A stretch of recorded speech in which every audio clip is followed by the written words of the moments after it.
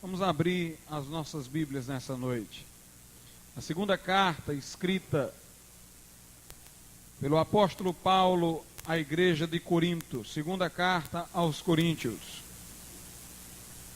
No capítulo de número 5, do versículo de número 14 ao versículo de número 17.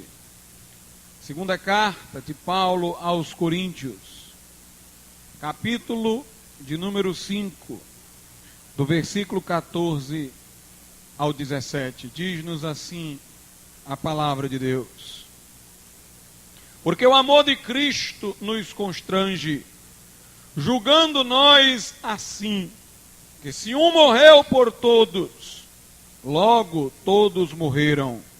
E ele morreu por todos, para que os que vivem não vivam mais para si, mas para aquele que por eles morreu e ressuscitou. Assim que daqui por diante a ninguém conhecemos segundo a carne, e ainda que também tenhamos conhecido Cristo segundo a carne, contudo agora já não o conhecemos desse modo. Assim que se alguém está em Cristo, nova criatura é, as coisas velhas já passaram, e eis que tudo se fez novo. Podeis assentar.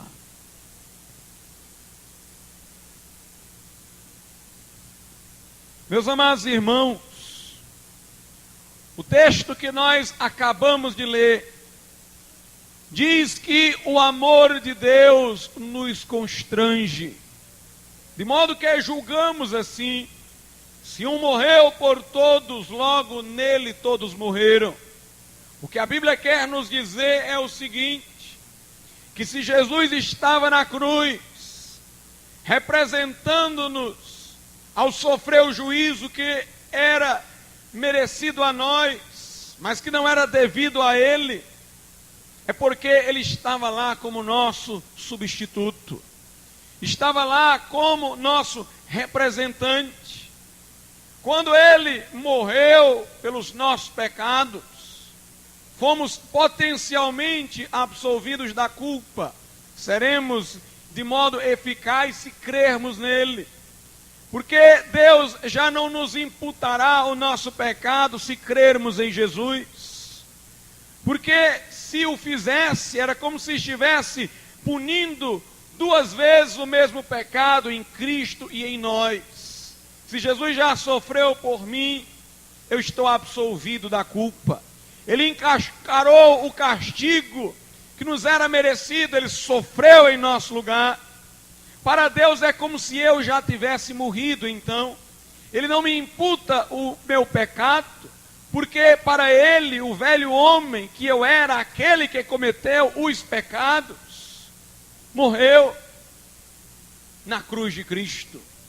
E quando Jesus ressurgiu ao terceiro dia, já não mais trazendo sobre si os nossos pecados, mas ressuscitou para estar ao lado de Deus lá no céu, em sua perfeição, pureza, em sua inconfundível santidade.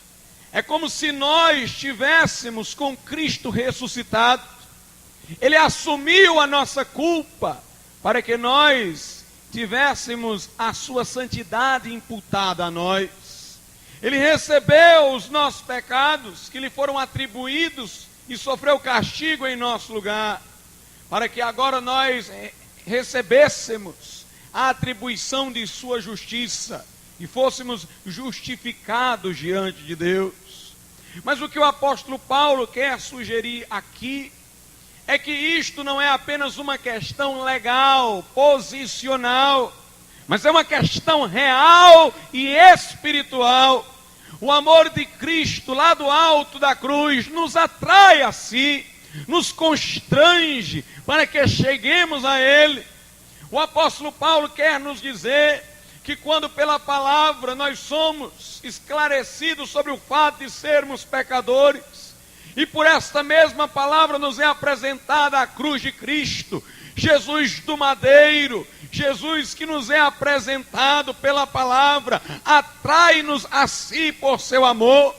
O amor exerce um poder magnético, um poder atrativo. O amor de Cristo na cruz do Calvário por nós, uma vez conhecido, gera em nós amor por Ele. Amor produz amor. A vinda de Cristo a nós produz uma atração dele sobre nós. A Bíblia Sagrada ensina-nos isso. Quando Jesus falou, quando eu for levantado da terra, ou seja, no madeiro, na cruz, a todos atrairei a mim. Paulo então diz que o amor de Deus nos atrai à cruz de Cristo, para que de um modo inexplicável, porém real, espiritual, sejamos ali mortificados. Ou seja, não a nossa personalidade individual, mas o homem pecaminoso que éramos. Ele vai ser crucificado ali na cruz de Cristo. E então a ressurreição de Jesus vai se tornar eficaz em nós, no sentido de fazer com que Cristo ressurreto venha morar em nosso coração. O que a Bíblia quer nos dizer, irmãos, é que ser crente é mais do que admitir fatos. É mais do que compreender uma substituição ocorrida no plano legal, onde alguém sofreu por nós quando éramos nós que merecíamos. A Bíblia quer dizer que a salvação consiste numa identificação real. Jesus tomou sobre si a minha culpa, morreu, mas Jesus quer me incluir na sua morte pelo Espírito Santo, fazendo que morra em mim aquilo que é pecaminoso, fazendo com que morra em mim aquilo que se contrapõe a Deus. E quando Cristo ressuscitou ao terceiro dia, também o Cristo ressurreto nos atrai a si, para que sejamos inclusos na sua ressurreição, para que surja em nós um novo homem, segundo um modelo da sua imagem. E é o amor de Cristo que nos atrai a si, é o amor de Cristo que nos chama ao madeiro, é o amor de Cristo, irmãos, que nos absorve e exerce força magnética sobre nós. É nesse sentido que Paulo diz: o amor de Deus nos constrange. A salvação tem dois níveis, ou tem dois planos. Um plano, irmãos, no qual a nossa mente tem que participar, como diz aqui Paulo, julgando nós assim: se um morreu por todo, logo todos morreram. Portanto, nós temos, meus irmãos, que fazer um juízo. Nós temos que entender o que ocorreu na cruz do Calvário. Mas não é apenas uma questão de entendimento, não é apenas uma questão de aderência a fatos narrados, a doutrina apresentada, não é apenas um juízo mental que dá substância à fé. Nós temos que sentir a atração do amor de Cristo de lá a nós. Nós temos que nos deixar levar por essa força magnética do Espírito Santo e sermos absorvidos pela cruz de Cristo, de tal maneira que lá morra o que era velho, e pela ressurreição de Cristo apareça em nós um novo homem. Louvado seja Deus. Ser salvo é crer em Jesus, mas crer em Jesus é se identificar com a sua morte e ressurreição, não apenas admitir esses fatos, mas se identificar com a morte e ressurreição de Cristo. Paulo diz na carta aos Filipenses que ele desejava conhecer a Cristo, conformando-se com ele na sua morte, para também participar do poder da sua ressurreição. Notemos, tem que haver uma conformação, tem que haver uma conformação nossa com a morte de Jesus Cristo, para que também nós experimentemos o poder da sua ressurreição. O apóstolo Paulo disse: longe de mim gloriar-me, senão na cruz de nosso Senhor Jesus Cristo, pela qual eu estou crucificado para o mundo, e o mundo está crucificado para mim. Vejam o que Paulo disse: a minha glória é esta, que eu estou pela cruz de Cristo crucificado para o mundo, e o mundo está crucificado para mim. O motivo pelo qual nós louvamos a Deus por nossa salvação, nós nos asseguramos em Cristo da nossa salvação, é o fato de nós termos sido crucificados naquela cruz para o mundo e o mundo ter sido crucificado para nós. Fomos conformados a eles na sua morte, para agora experimentarmos o poder de sua ressurreição. Entretanto, irmãos, depois de ter explicado isso, o apóstolo Paulo diz qual a repercussão desta experiência de identificação nossa com a morte e ressurreição de Jesus Cristo. Veja aí o versículo de número 16, ou melhor, 15 e 16. E ele morreu por todos, para que os que vivem não vivam mais para si, mas para aquele que por eles morreu e ressuscitou. Não apenas nós com Cristo morremos, e agora temos em sua ressurreição uma nova vida, mas também essa nova vida que agora vivemos para Ele. Como diz aqui a Bíblia, e Ele morreu por todos, para que os que vivem não vivam mais para si, mas para aquele que por eles morreu e ressuscitou. Irmãos, ser crente é receber de Deus uma nova vida, que deve ser vivida para a glória de Cristo, que deve ser vivida para Cristo. Viver para Deus é a referência da nova vida, é uma vida para Deus, é uma vida para Jesus, não é uma vida para o mundo, não é uma vida para as riquezas, é uma vida para Jesus. Outrora vivíamos para nós mesmos, é o que sugere o apóstolo Paulo. Ele morreu para que vivamos não mais para nós mesmos, mas para aquele que por nós morreu e ressuscitou. Outrora nós éramos o nosso próprio ponto de referência, nossa vida era uma vida que girava em torno de si mesma, era uma vida viciosa. Mas agora nós temos uma nova vida que Deus nos deu, porque Ele nos libertou de nós mesmos, fazendo o nosso ego morrer na cruz de Cristo. E Ele deu-nos a vida ressurreta de Jesus, para que a vivamos para Deus e para o próprio Senhor Jesus Cristo. O ponto de referência agora é Deus, é Cristo. Estamos crucificados para o mundo, e o mundo está crucificado para nós, mas vivemos para Deus, e Deus está vivo para nós. Para o mundo Deus está morto. Nietzsche foi que disse que Deus estava morto, de fato para ele estava, porque Deus não está vivo para alguém, a não ser que este alguém esteja vivo para Deus. Se alguém não estiver vivo para Deus, vive no mundo no qual Deus não aparece, não se revela. Mas se recebemos essa nova vida para Deus, então Deus está vivo para nós. O mundo diz: cadê o Deus de que os crentes falam? Um Deus ativo, transformador de vidas, operante. Nós queremos sentir esse Deus, percebê-lo, vê-lo. O mundo sente Deus distante de si, mas o crente, irmão, serve ao Deus vivente, ao Deus vivo. Chamamos a Deus de Deus vivo. A Bíblia o chama deste modo, porque Ele é o Deus ativo. Ele está falando conosco, Ele está intervindo em nossas vidas, Ele está operando em nosso meio, porque nós também estamos vivos para Ele. Mas para que estivéssemos vivos para Ele, o nosso ego teve que morrer na cruz de Cristo, e tivemos que receber a vida ressurreta de Jesus. Note, as pessoas que são do mundo, vivem para o mundo vive para elas. Nós estamos crucificados para o mundo está crucificado para nós. As pessoas do mundo vivem para si, nós vivemos para Deus. Vivemos para servir ao Senhor Jesus Cristo. Logo isso vai ter como resultado o que Paulo diz, aqui no capítulo 5, no versículo de número 16. Assim daqui por diante a ninguém conhecemos segundo a carne. E ainda que também tenhamos conhecido Cristo segundo a carne, contudo agora já não o conhecemos deste modo. O que a Bíblia quer dizer aqui? A Bíblia quer dizer que os nossos valores já não são mais os do mundo.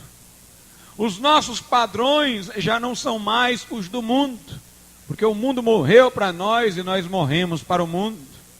Nós não conhecemos mais agora aos outros segundo o referencial do mundo, mas nós conhecemos os outros segundo Deus. Como é que o mundo conhece as pessoas que lhe pertencem? Pela aparência, pela fachada, pelo que no mundo tem sido chamado de status. O mundo criou máscaras que distribuem às pessoas. Dependendo da máscara que elas adquiriram, elas são reconhecidas de modo melhor ou de modo pior. São aparências. O mundo negocia com aqueles que lhe pertencem aparências. Os padrões do mundo estão ligados à aparência. A Bíblia Sagrada diz que nós que somos crentes estamos mortos para o mundo e só vivemos para Deus. Não olhamos mais para as pessoas segundo a aparência, porque Deus vê o coração delas e nós agora vemos as coisas segundo Deus. Não conhecemos mais pela aparência, pelo status, pela posição social, por padrões de estética, não. Se conhecemos a Cristo desse modo, diz Paulo, já não conhecemos assim. Agora, muito embora algumas pessoas tivessem conhecido a Jesus segundo a carne, como um carpinteiro, não é todavia deste modo que nós o consideramos agora. Ele não é o carpinteiro, ele é aquele que está no trono, assentado à destra de Deus, vitorioso, vencedor, sumo sacerdote. Muito embora, irmãos, visivelmente não o possamos ver agora deste modo, a nossa fé o vislumbra no alto, vitorioso, assentado no trono, reinando, intercedendo por nós. Porque nós não vemos como o mundo vê. É isso que o apóstolo Paulo diz. Nossos critérios não são os critérios do mundo. Aqui no versículo de número 12, Paulo diz: porque não nos recomendamos outra vez a vós. Quer dizer, nós não nos vangloriamos, não fazemos menção do que somos como se fôssemos aceitos por nossa aparência. Porque não nos recomendamos outra vez a vós, mas damos-vos ocasião de vos gloriardes de nós, para que tenhais que responder aos que se gloriam na aparência e não no coração. Note, neste mundo, as pessoas se gloriam na aparência, mas, irmãos, o crente se gloria no seu coração, que foi purificado pela fé na palavra de Deus. O apóstolo Paulo diz na carta aos Filipenses: se alguém tem motivos na carne para se gloriar, muito mais eu, sou hebreu de hebreus, da tribo de Benjamim, aprendi aos pés de Gamaliel, quanto a interpretação da lei dada aos fariseus, fui irrepreensível, todavia considerei isso como nada para ganhar a Cristo. Ou seja, preferi morrer para o mundo que valoriza todas essas coisas, para poder viver para Deus, para Cristo Jesus. Paulo diz que perdeu todas essas coisas, ou seja, deixou de tê-las em conta, por causa da sublimidade do conhecimento de Cristo Jesus, o nosso Senhor. Meus irmãos, o que diferencia o crente é exatamente estes novos padrões, pelos quais ele afere os valores. O versículo de número 17 diz: assim, se alguém está em Cristo, nova criatura é. Conforme algumas traduções, nova criação é, as coisas velhas já passaram, eis que tudo se fez novo. Ou seja, o que Paulo quer dizer é o seguinte: em Cristo, morrendo na sua morte, sendo uma nova criatura na sua ressurreição, em Cristo, as coisas velhas já passaram, o mundo das aparências passou, o mundo do status passou, as coisas velhas já passaram, tudo se fez novo. Temos novos valores agora. É o que a Bíblia quer nos dizer. Inclusive, essa é uma forma de distinguir a religião de Cristo da religião secularizada. Há uma diferença entre o cristianismo e a cristandade. O cristianismo é puro, a cristandade tem se corrompido. Há uma diferença entre a religião espiritual de Cristo, que conduz o homem ao céu, e a religião que se professa cristã e está secularizada. A diferença, irmãos, é que a religião secularizada é uma religião exterior. Ela é mundanizada, muito embora se diga uma religião. Ela é mundanizada porque ela julga pela aparência. Porque os seus critérios são mundanizados, são segundo a aparência. A religião secularizada é também uma religião de aparências, afere o valor das coisas pelas aparências. A igreja de Laodiceia dizia: rico sou, porquanto Deus masculinizou aquela igreja ao falar com ela. Ela dizia: rico sou, e de nada tenho falta. E Deus disse: todavia tu não sabes que tu és pobre, cega, miserável e nu. Meus irmãos, os fariseus jejuavam para ser vistos pelos homens, tanto que não lavavam o rosto, para que ficasse evidente que eles estavam em abstinência. Os fariseus davam esmolas para serem vistos pelos homens. Religião secularizada. O apóstolo Paulo disse a Timóteo na segunda carta, capítulo 3, versículo de número 5, que nos últimos dias os homens teriam a aparência de piedade, negando-lhe, entretanto, a eficácia. Religião de aparência. Em Colossenses 2:23, Paulo fala de alguns cuja religiosidade consistia em humildade fingida, aparência de sabedoria, mas nada mais do que isso. Religião farisaica, de aparências. A teologia da prosperidade, que diz que o homem está bem com Deus quando prospera e mal com Deus quando decai.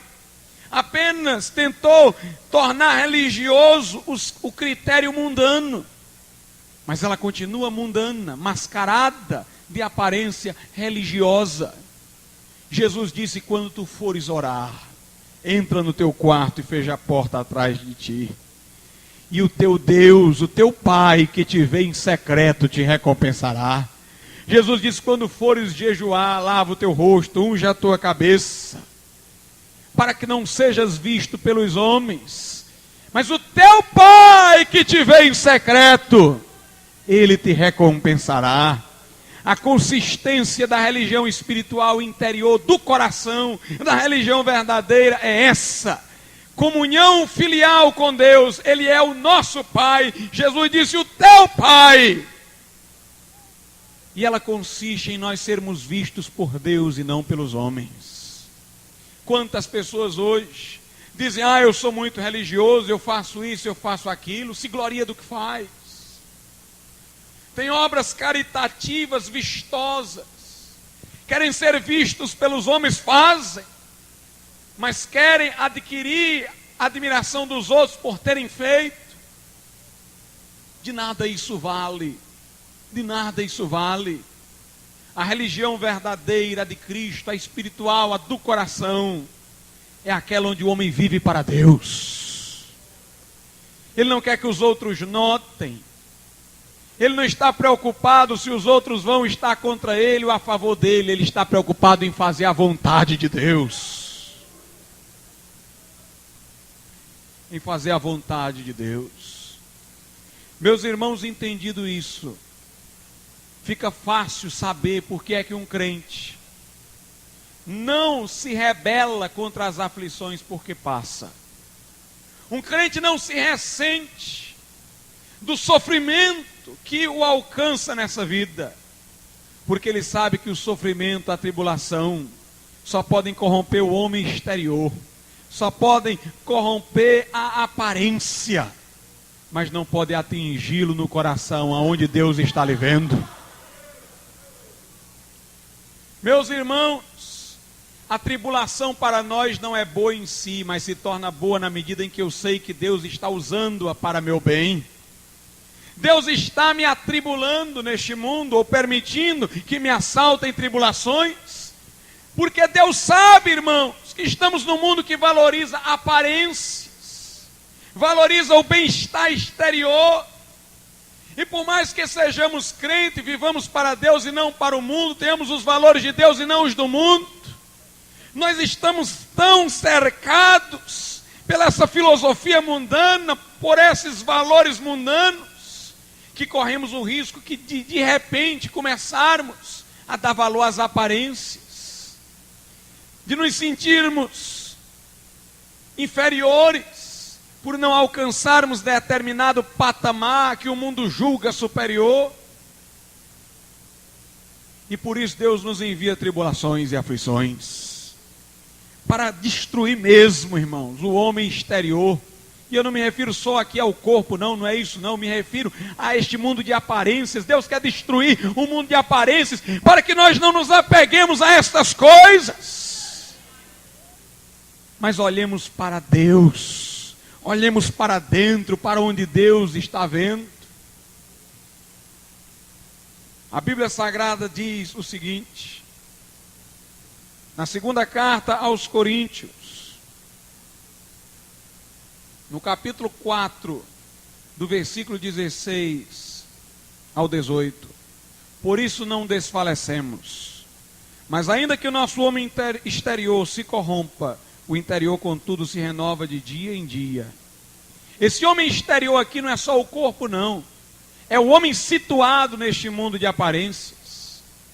Nós não desfalecemos com as aflições, com a perda de bens que às vezes nos acontece, com as zombarias que às vezes sofremos, com a falta de influência neste mundo, com o repúdio deste mundo. Paulo diz que nós somos considerados o lixo deste mundo, mas nós não desfalecemos, porque ainda que o homem exterior se corrompa, o interior ao qual Deus está vendo se renova dia a dia. Meus amados irmãos, Deus sabe que estamos no mundo, e muito embora do mundo não sejamos. Deus sabe do perigo de os valores deste mundo penetrarem em nós e na igreja. Por isso Ele nos deu duas coisas. Uma, o Espírito Santo, que não é uma coisa, é uma pessoa. O Espírito Santo está dentro de nós, irmãos, para, no sentido metafórico da Bíblia, lavar os nossos pés. Jesus lavou os pés aos discípulos, porque diz que quem está lavado não necessita de lavar senão os pés. Quem já está banhado não necessita de lavar senão os pés. Nós já fomos banhados, mas assim como o homem banhado pode estar limpo, mas seu pé está tocando no chão, nós estamos lavados pela palavra, mas nós estamos nos deparando neste mundo, com os valores deste mundo, corremos o risco de sujar os nossos pés, mas o Espírito Santo está lavando os nossos pés todo dia. Jesus, pela palavra, está lavando os nossos pés, para que, irmãos, os valores desse mundo não entrem na nossa mente. Crente, se tu não fores lavado, não terás parte com Cristo. Deixa Ele lavar todo dia os teus pés. Entretanto, Deus sabe que ainda assim nós corremos o risco de, prosperando, nos apegar à prosperidade, de, tendo uma posição, valorizá-la como o mundo a valoriza. E por isso Deus nos envia tribulações, para que nós não nos apeguemos a nada, irmãos, deste mundo, para que não absorvamos os valores desse mundo. Por isso que, apesar das perdas e tribulações, nós não desfalecemos. Ainda que o homem exterior se corrompa, o interior está se renovando dia a dia. O versículo 17 diz: porque a nossa leve e momentânea tribulação produz para nós um peso eterno de glória muito excelente. Que exagero santo, um eterno peso de glória muito excelente. E a tribulação é só leve e momentânea. Glória a Deus. O que a Bíblia está querendo dizer é o seguinte: se nós estivermos olhando para Deus e não para o mundo, se nós estivermos preocupados com o coração e não com a aparência, então toda tribulação que não nos atingirá no coração, senão na aparência, será leve e momentânea. E ainda vai servir para que aumentemos o nosso galardão lá no céu. Porque se por ela nós nos desapegarmos ainda mais deste mundo e só considerarmos o modo como Deus nos vê, progrediremos para Ele e obteremos melhor galardão. No versículo 18 diz: não atentando nós nas coisas que se veem, mas nas que se não veem, porque as que se veem são temporais e as que se não veem são eternas. Louvado seja Deus. O apóstolo Paulo, na segunda carta aos Coríntios, capítulo 5, diz o seguinte, a partir do versículo 1, continuando todo este raciocínio que temos aqui tomado: porque sabemos que se a nossa casa terrestre deste tabernáculo se desfizer, temos de Deus um edifício, uma casa não feita por mãos, eterna nos céus. Que coisa gloriosa temos aqui. Um tabernáculo é uma tenda, irmãos. E uma tenda tem que ser constantemente montada e desmontada.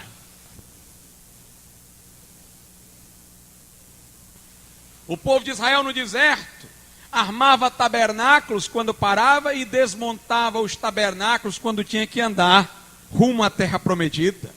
Paulo diz: essa vida exterior aqui é um tabernáculo.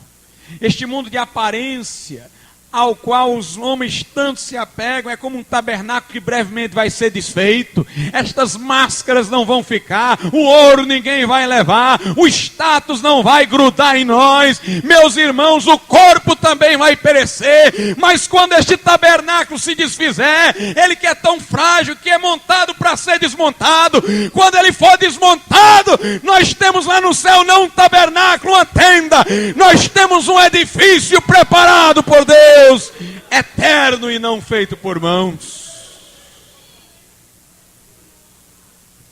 Aleluia.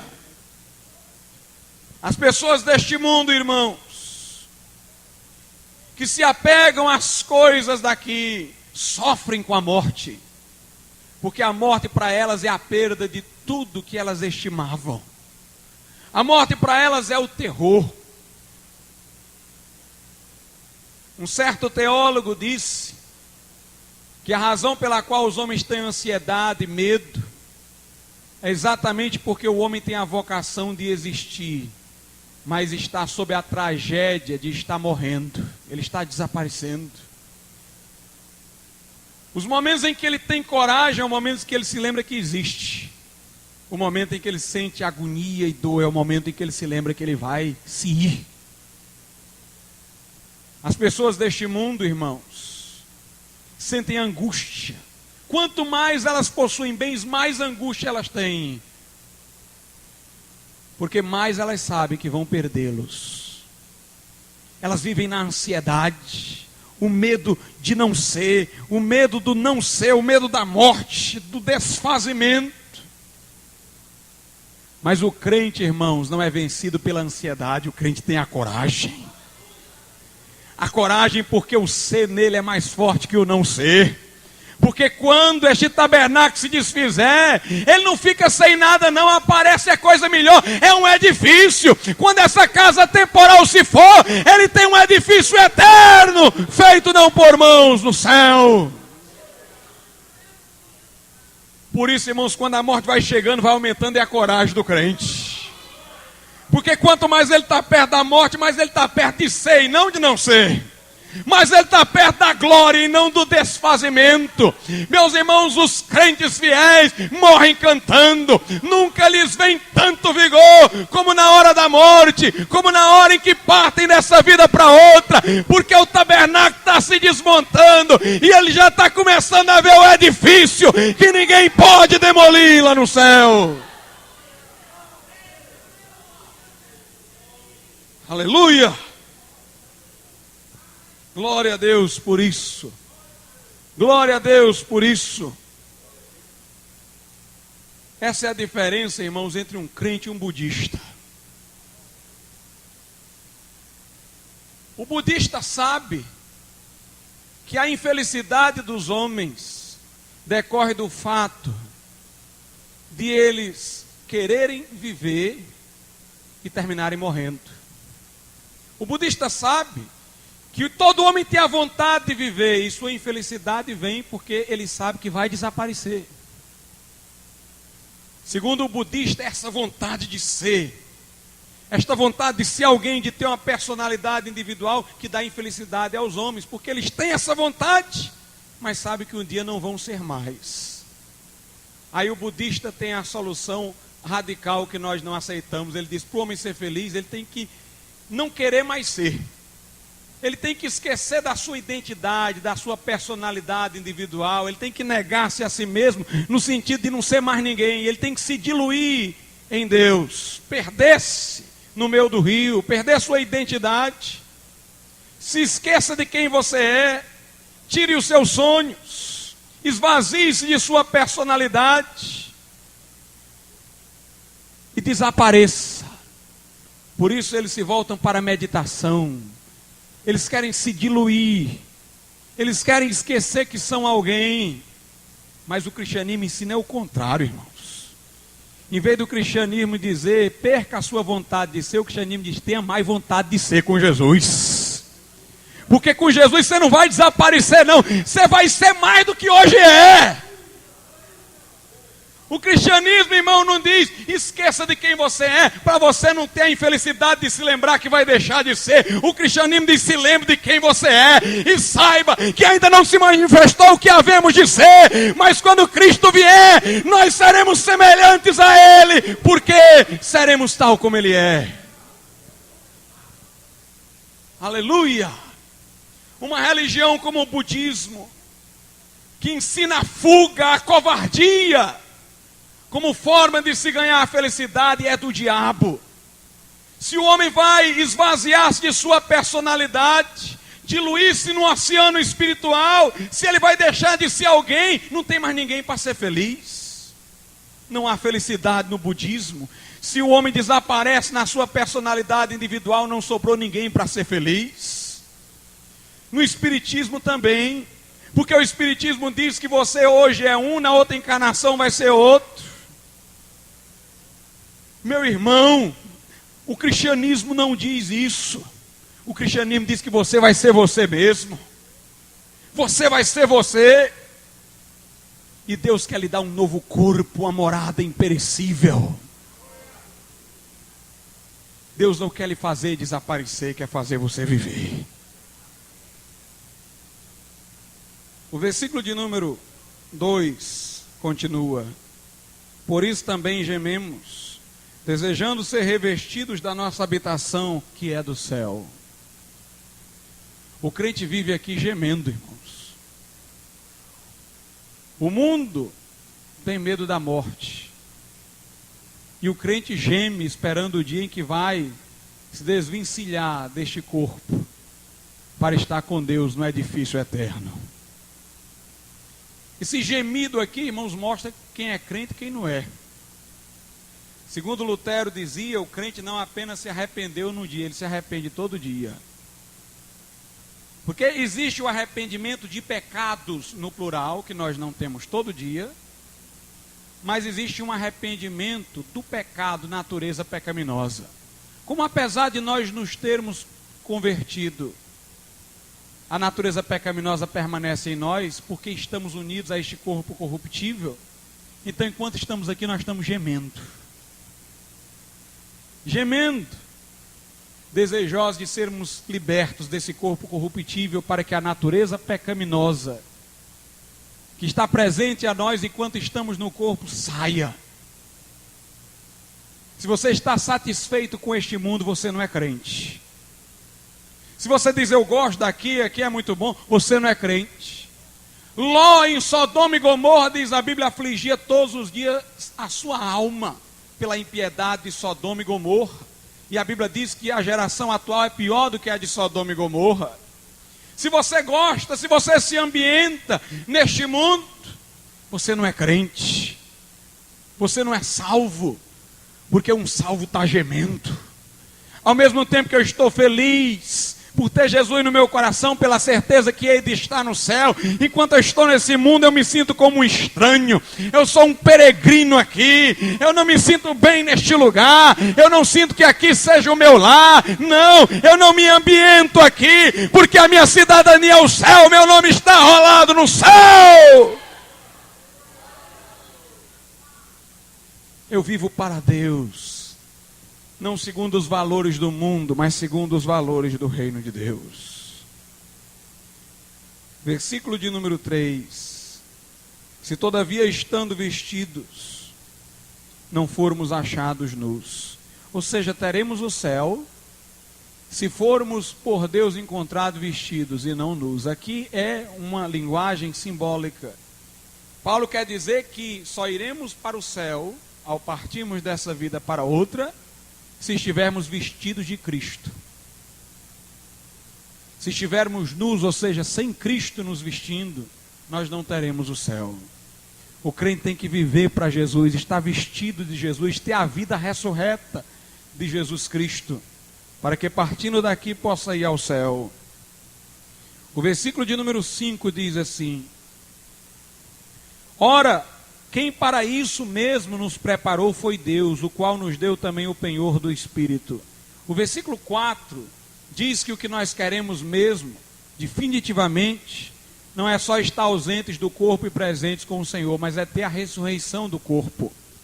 Muito embora estar ausente do corpo corruptível e com o Senhor seja melhor do que o que temos agora, o que queremos definitivamente é que o corpo mortal seja engolido pela vida espiritual. E que estejamos diante de Deus com o corpo ressurreto, que nos acontecerá na vinda de Jesus.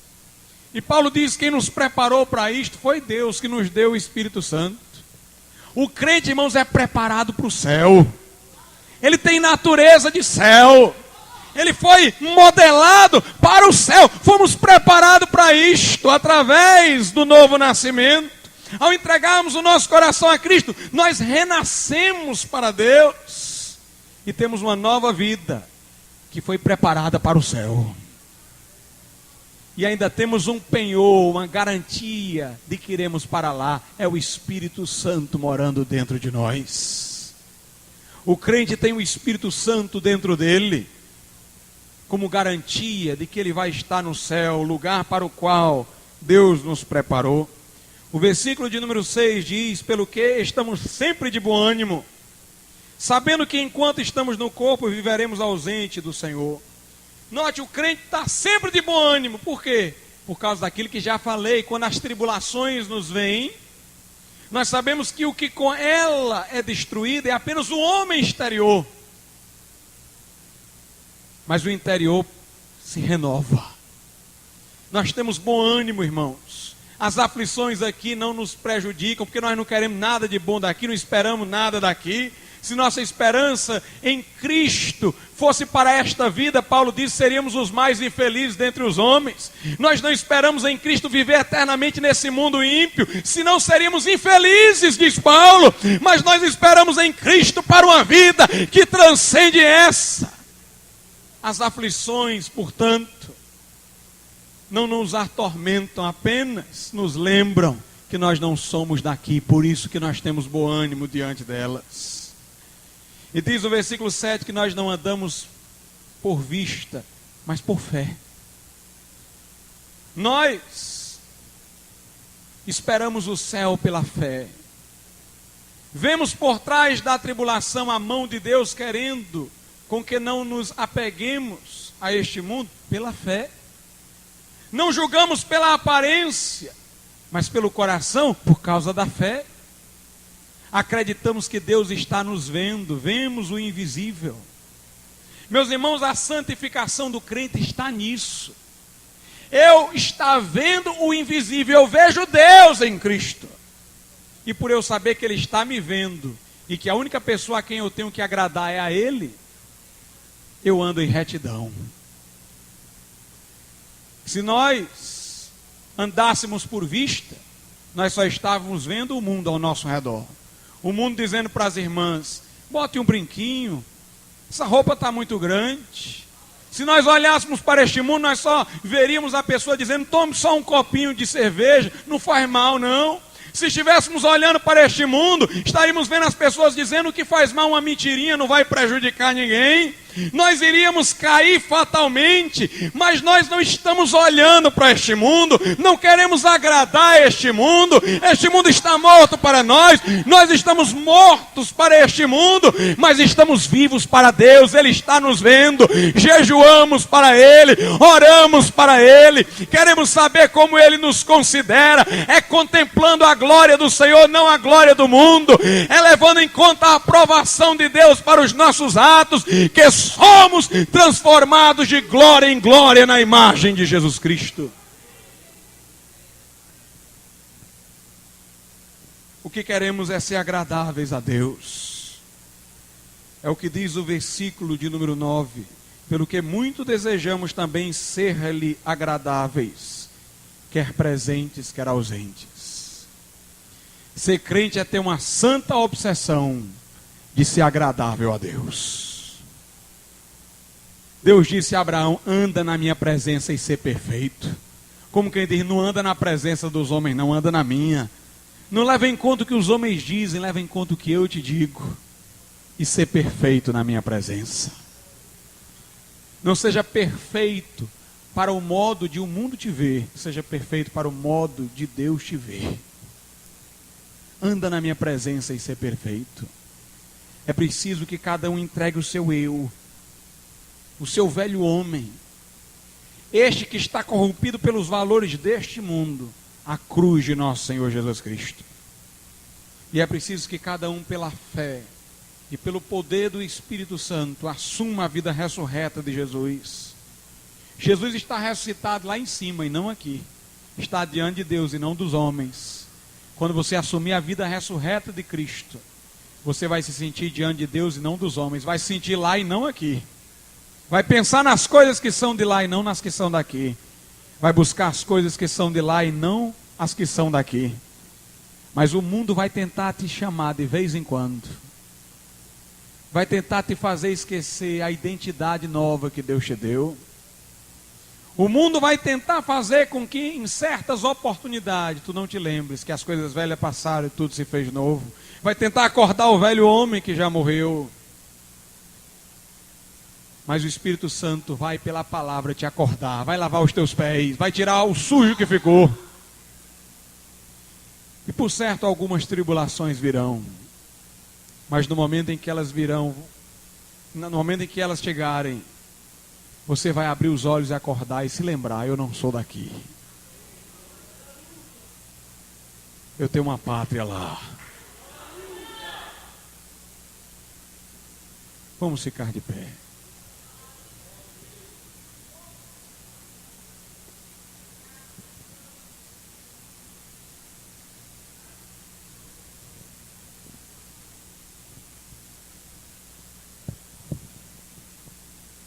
Irmão Cleiton.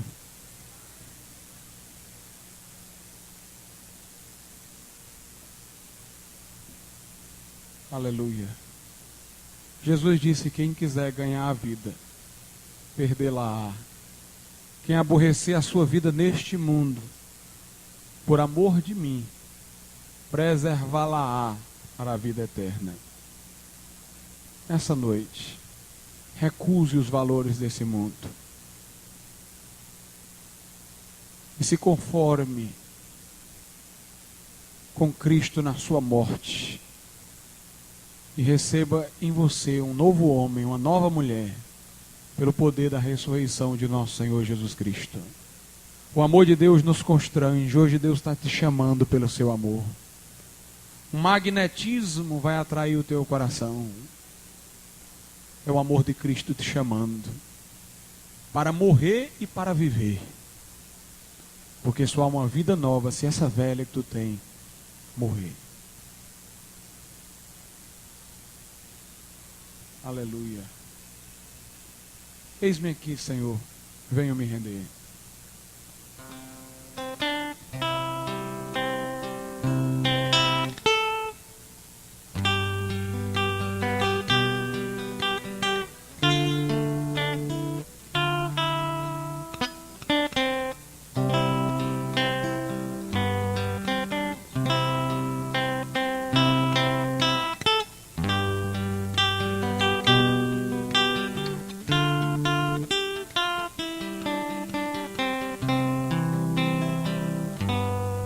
Eis-me aqui, Senhor, venho me render e minha vida a Ti, Senhor, oferecer. E na cruz, Senhor, em meio à adoração, elimina o que é da velha criação. Pois sei, Senhor, que é direito teu mudares tudo em alguém como eu. Se é o melhor que tens pra minha vida, só me resta em amor oferecer. Fala, Deus, nesse lugar. Toca em cada coração, meu Deus, nessa hora.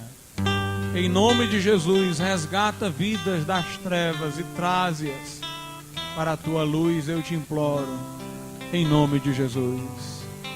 Nessa noite eu pergunto, onde está a primeira pessoa aqui que diz: pastor, eu não sou crente, mas hoje eu quero entregar a minha vida a Jesus para ser uma nova criatura? Levante a sua mão, como eu estou fazendo aqui na frente. Glória a Deus, Deus abençoe. Aleluia, glória a Deus. Eu peço que vocês que levantaram as mãos venham aqui à frente, para nós orarmos por vocês. Os irmãos que estão próximos, acompanhem, vem aqui, meu irmão. Aleluia, vem aqui, minha irmã. Você que levantou a mão aqui à minha esquerda, vem aqui para nós orarmos por você. Fazemos uma oração pela sua vida. Nosso irmão aqui também. Aleluia, glória a Deus. Onde está a quinta pessoa que ainda não levantou a mão? Levante sua mão onde você estiver. Você que ainda não é crente, mas nessa noite você quer entregar a sua vida a Jesus. Levante sua mão e nós vamos orar por você. Onde está a quinta pessoa? A quinta pessoa nessa noite. Onde você estiver, faça como eu aqui na frente. Levante sua mão, dê um sinal. E nós vamos rogar a Deus por tua vida nesse momento. Glória a Deus. Se você estiver do lado de alguém que não é crente, irmão, convide a pessoa para entregar a vida a Jesus nessa noite. Venha a Cristo, venha a Cristo. Você que ainda não fez uma decisão, venha a Jesus. Venha agora entregar o seu coração a Deus. Ele vai fazer de você uma nova criatura. Confie no poder do Evangelho, confie no poder de Deus. Vem agora em nome de Jesus, Deus está esperando por você. Se alguém está desviado e quer se reconciliar com o Senhor nessa noite, vem aqui à frente, nós vamos orar por você. Glória a Deus, vem aqui, meu irmão, aleluia. Onde está a sexta pessoa para Jesus nessa noite? Onde está a sexta pessoa? Levante sua mão e nós vamos orar por você agora, em nome de Jesus. Aleluia, glória a Deus. Vamos orar por cada irmão, por cada irmã que veio aqui à frente nesse momento. Pedir que Deus opere um milagre agora, que eu não posso fazer, a igreja não pode fazer, mas Deus pode, porque Deus era, é e será Deus. Nosso Deus e Pai, nós te louvamos nesse momento, por estas vidas, ó Pai, por estas pessoas que ouviram uma mensagem que não agrada a este mundo, que não agrada, meu Deus, ao velho homem, mas resolveram, meu Deus, por tua graça, se arrependerem de seus pecados. E neste ato público, Pai, vem entregar à morte o velho homem, aquele homem pecador com o qual nós nascemos como filhos de Adão, para que na cruz de Cristo ele seja morto agora, Pai. E que pelo poder da ressurreição de Jesus Cristo, um novo homem, uma nova mulher, apareça em cada pessoa, meu Deus. Concede novidade de vida. Cumpre a tua palavra que diz que aquele que está em Cristo, nova criatura é. As coisas velhas já passaram, tudo se fez novo. Dá a certeza de morar no céu, eu te imploro. Em nome de Jesus. Amém, Senhor, e amém.